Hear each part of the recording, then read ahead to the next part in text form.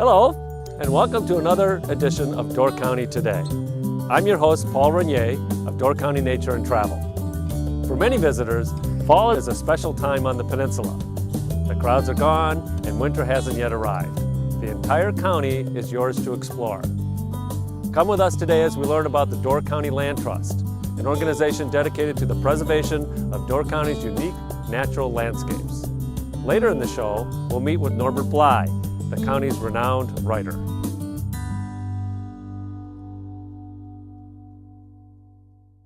We are in actually a historical building, yes. This building was built in the late 1800s as a town hall. We are in Liberty Grove Old Town Hall.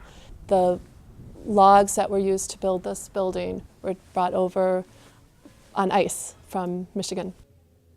The former owner had approached us and proposed for us to buy it, and when we went into the lower level, we were thinking of a coffee food fair. It took us 5 years to get it going. Basically the project has to be downscale. We had an idea to put a bread oven and have a full-blown bakery, but it has to be scaled down to a simple coffee shop. And the space defines the purpose. It works well as an extension as a shop, a social place to be, and it complements the shop really well. We offer a very simple menu. We have bakery made from scratch daily. We try to keep things simple, but bake fresh daily. That's kind of one of our motto. We don't go into extravagant baking, but freshness is definitely a part of the project. We make sandwiches and soups. In the same spirit, we try to keep it simple and make it daily. Try to get a creative menu, and we have a vegetarian menu, but we have a lot of cheeses and different options that I think are very delicious. Joel and I worked for a resort company for a number of years and had the opportunity to live in lovely places all over the world. And when we had our son Sam, we decided that we needed to be closer to family, and in Wisconsin, this was the place that we felt was where we wanted to be. What I like about Door County the most is the change of pace, which there is never any monotony. The countryside changes, the people changes, the pace change, everything changes, and I think that's what makes it interesting. Just the secret of it is that you have to actually be ready for each step of it. So in the summer, you have to enjoy the craziness of it, and then so you can actually enjoy the quietness of it in the winter. We focus on outdoor nature and travel. We carry things that are easy to take care of. So I do try to focus on natural fibers and environmentally friendly fibers. And our cottons are organic. I only have one line that does not have organic offerings. A couple of my lines use a polyester that's recycled and recyclable. It is important to me when I'm doing my buying, the environmental effect of the clothing that we have in here. We rent snowshoes and cross-country skis. That's the root of our business. My parents starting with cross-country skis. When I met my wife, she introduced me to cross-country skiing with actually my father-in-law, who is the one who started the business of renting skiing in Manitowoc. And so I was introduced to cross-country ski when I came to Door County.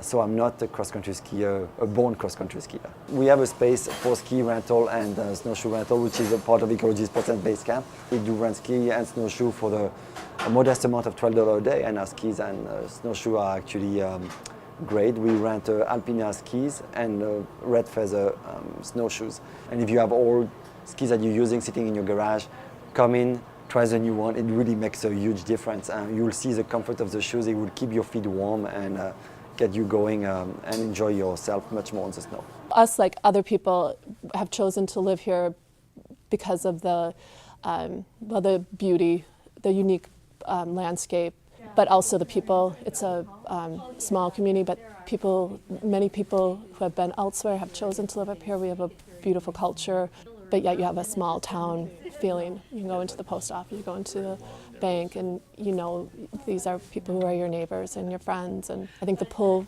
for Door County first was probably it's the landscape. We both thought it was a beautiful area, but as we are living here, what keeps us here probably, I would have to say, is the community. I think what I like the most about Door County is actually the pace we're having through the year. Actually, I love this time of the year, January and February, when it's quiet, quieter I should say, and it's beautiful. I mean, we have lots of days with blue skies and snow on the ground, and it's just a gorgeous place to be. This is definitely a repeat destination. This is a place that you want to come back to. The way to enjoy Door County is to come back as much as you can and enjoy the different seasons and the different time of the year, and you'll be able to compare the difference and discover some things that in the summer you will not have the time to discover.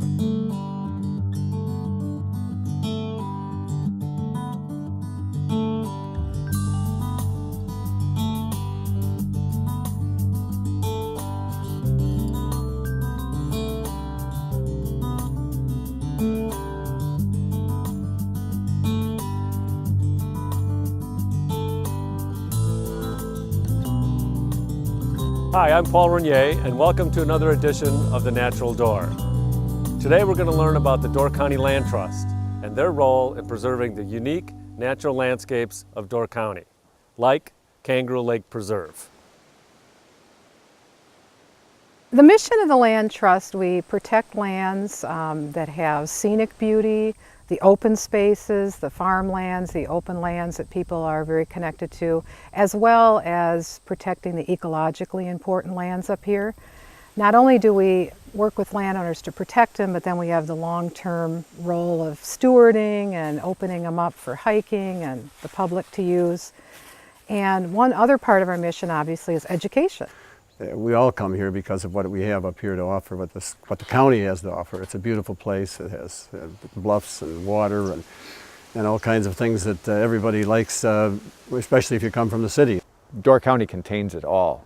It contains just a wonderful place for people to step in for a weekend and visit, but it has a very rich and deep conservation ethic, and the people here practice it at a world-class level. The Land Trust provides opportunities for a lot of people to get out and explore these places that are really more off the beaten path. We have about 26 preserves, like the Three Springs Preserve here in Sister Bay, throughout the county, from Washington Island all the way down to Southern Door. So people have an opportunity. They're all open for hiking, hunting is available on most of these preserves, cross-country skiing, any type of nature-related activity. There's two ways of acquiring lands that the Land Trust has under its control. One is to actually own the land. The other is to acquire or have work out conservation easements with willing partners. In 2008, the Land Trust had the opportunity to purchase this property, and at that time it was the largest undeveloped private-owned tract left. So this is one of our premier, very large acquisitions and preserves. We have a total of about 3,500 acres that we own and manage, and then the other half of our protected lands are actually still privately owned, and we use a tool called a conservation easement with the landowner. The Land Trust is really this very effective way for people to take lands that they own and love and preserve them in perpetuity. But people still own these properties. They own the properties. We do not have any particular responsibilities for those properties, except that we have to make sure that the easements are maintained.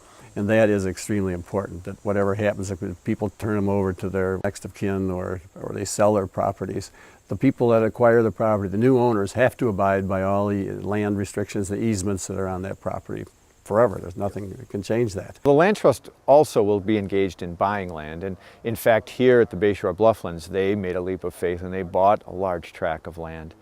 And so in addition to holding conservation easements, they will get involved as the primary owner of the land and buy land for conservation purposes too. The Bayshore Blufflands down by Carlsville, we've got about 400 acres down there.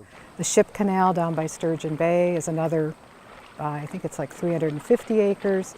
We've done a lot of protection on Washington Island. We were able to purchase almost the northern 2/3 of Little Lake over the past 6 years. It had an old cabin on it, and right after we made the purchase, I started getting calls from Norway and Carleton University about the Veblen cabin. And we found out this very famous economist, Thorsten Veblen, had done a lot of his writing out on this property in this little cabin. And they wanted to see if we could partner with them to take it off the property and move it over to the Jacobson Museum, and then put together a whole historic educational piece on Thorsten Veblen. We've got these beautiful properties, and to make them more accessible is more important than anything else. We have built trails, and each one of these preserves we have now has a kiosk where you could see a map and usually a little handout that explains the property, gives a little historical background, and describes the property and why it was preserved. There are many lands out there that are in need of stewards, but they don't quite meet the test of preservation by a land trust. And for those lands, landowners are instrumental in helping out. We're very selective about what kind of properties we want to get into, but certainly they're properties that have universal interest, usually open spaces or scenic places, places with particular ecological value. We're surrounded by people who might be experts in dragonflies or herps or plant ecology, and just always enriched by the real big community of people with environmental understanding. There's a lot of open space up here and beautiful places, and that's what we're trying to maintain. It's really wonderful to see people embracing this mission and really wanting to see us continue to do this great work up here. We just want people to have the chance to know a spot that they might think is pretty special too.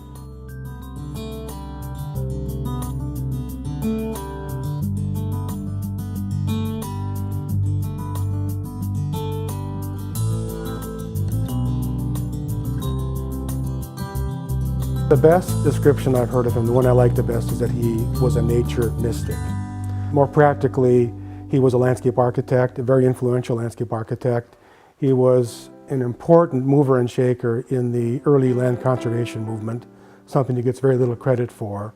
And most importantly to me, he's the founder of the clearing. I vaguely became aware of Jensen when I can still remember seeing a black Ford coupe parking in the house next to the one I grew up in, which is where Emma Tuft's brother lived.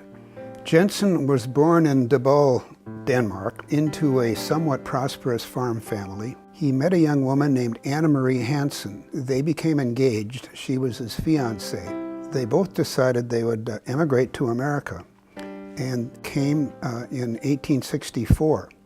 Well, he had an interesting history in Chicago. When he first got to the U.S., he settled in Florida, didn't like that, went to Iowa, didn't like there, wound up in Chicago and started working for the parks. There he rose from the rank of a park sweeper, a street sweeper, to become head of the West Chicago Park System. And in 1888, he designed and planted what he called an American garden. It was a garden that consisted primarily of indigenous native plants and designed in more of a free-form style, unlike the typical geometric star-shaped circles, etc. Eventually, Jensen was made superintendent of Union Park. That was by 1890. He was later dismissed in 1900. There was a bit of corruption at the time. Jensen refused to go along with some of the deals that people he worked with and worked for cooked up. But when political administrations changed, he returned to the West Park as general superintendent and landscape architect. In fact, in 1918, he completed Columbus Park, which he considered to be his premier achievement. It was one of the few parks that he worked on that started from scratch, that is to say, from a completely natural landscape. Jensen, that's Jensen's Park. He designed that park. I played in it as a kid. I had no knowledge, who the hell thinks about why do we have this park, But it was, in a sense, he was working his magic on me as a child. After Jensen was dismissed from the West Park system again, he started his own practice, started taking on clients. He began to establish a name as a prominent professional landscape architect. He eventually moved his studio from downtown to a place in Ravinia that he purchased. And he started designing estates, Henry Ford, Armour, Florsheim, a lot of big names. Yeah, he did Edsel Ford's, Henry's son, his estate in Maine. If you look at the list of estates that he planned over his career as an estate planner, it's a long and impressive list. Jensen undertook another project that he was very proud of, Lincoln Memorial Gardens in Springfield, Illinois. He was very fond of Abraham Lincoln and did that project without even charging the people who were developing it. A few years later, along came a woman who was seeking a job, knocking on his door. Her name was Martha Fulkerson. And there was something about her that impressed Jensen, and he hired her right away. And she became his lifetime helper and assistant and protege. When Jensen was in Denmark, he attended folk schools. That was a system of education developed by the Danes to hold on to their cultural heritage. At the time, Denmark was occupied by Germany, and the Danish people were afraid of losing their language and their culture. In these folk schools, the young people would go on a lot of field trips. They would plant things. They would sit around the campfire at night talking about Danish history. And you learn for not for the grades, but for the learning. And that was Jensen's philosophy. And really, from early on, had a dream of establishing a folk school for adults somewhere in the upper Midwest where people in the urban areas could get away and reconnect with nature. By 1919 was in a position to do something about it, sent some young men out from his design studio to find this perfect place to build this school. It had to be on the edge of the wild, high up on a hill or a bluff, looking out over a large expanse of water. And third, it should face the setting sun, because there lies the promise of tomorrow. And he arranged to come up in the spring of 1919 to look around, found this property, fell in love with it instantly, and purchased the first 75 acres of what was to become the clearing. For 16 years, the Jensen family used it as a summer vacation place. He had 4 grown children by then with their own children, and each child got the place for a month. He and his wife, Anne Marie, could have, of course, come anytime they wanted to, so it was a vacation property. I get the impression that he would have started the school earlier than 1935, but his wife, Anne Marie, who no doubt liked coming up here for vacations, couldn't see living here year-round. She died in 1934, and he started the school the next year. He was an extremely influential landscape architect, and I know when he died in 1951, the New York Times ran his obituary, called him the most important American landscape architect, which is high praise.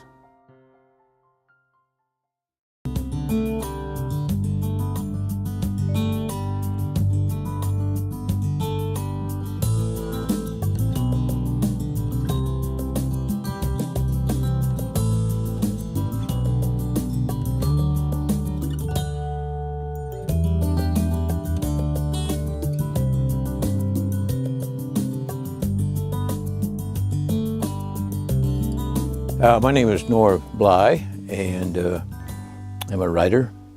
Been living here since 1969, came from Chicago.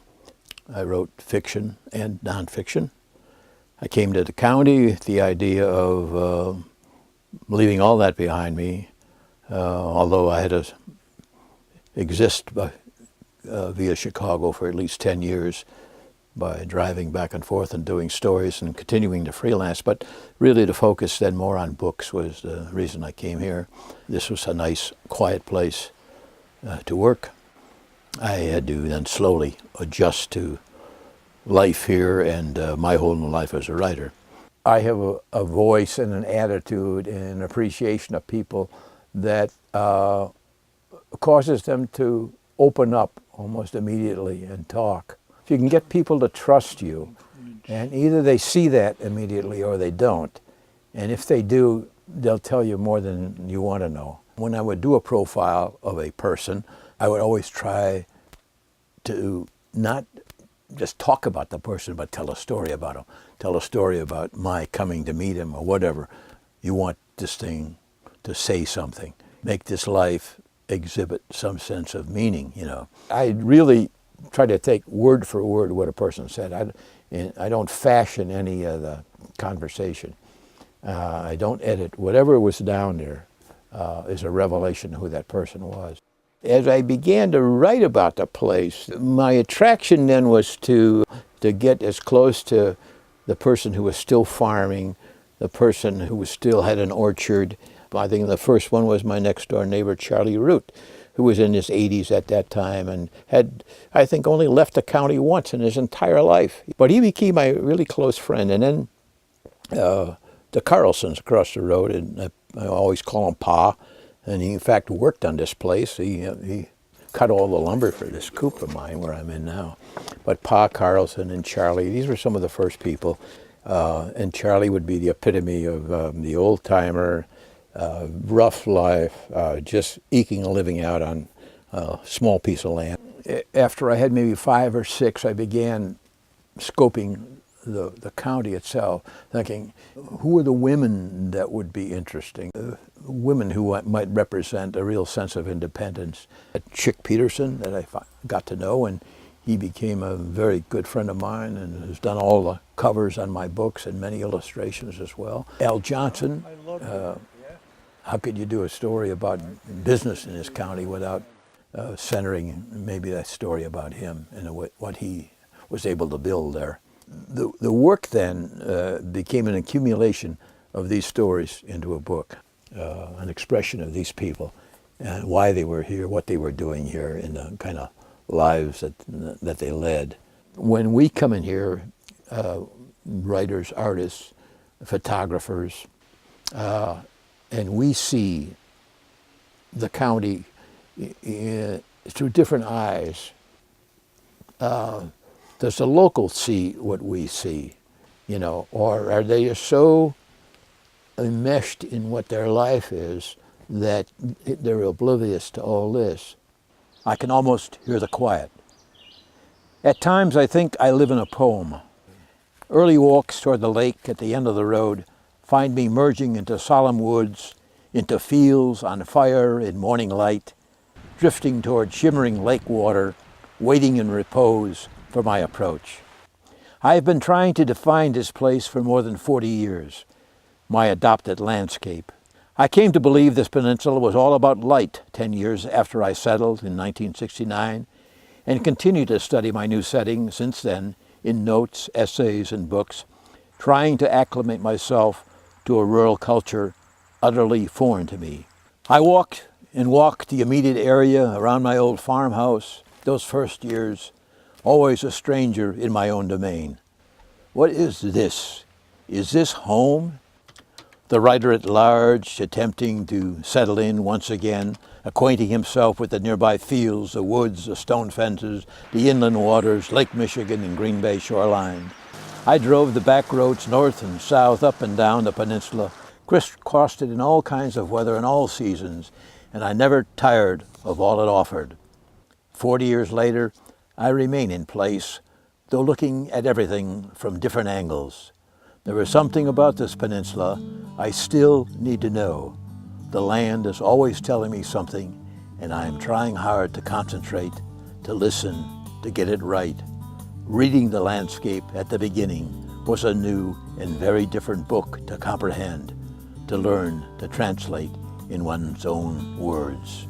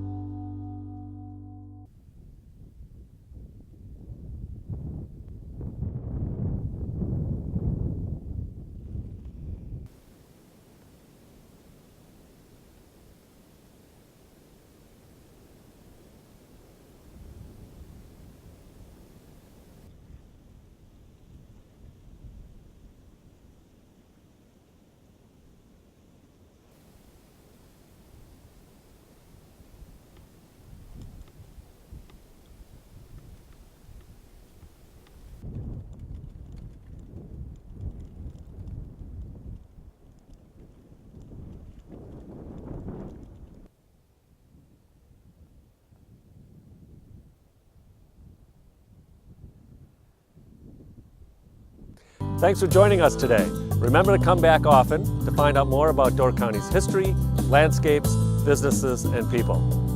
I'm Paul Renier for Door County Today. See you next time.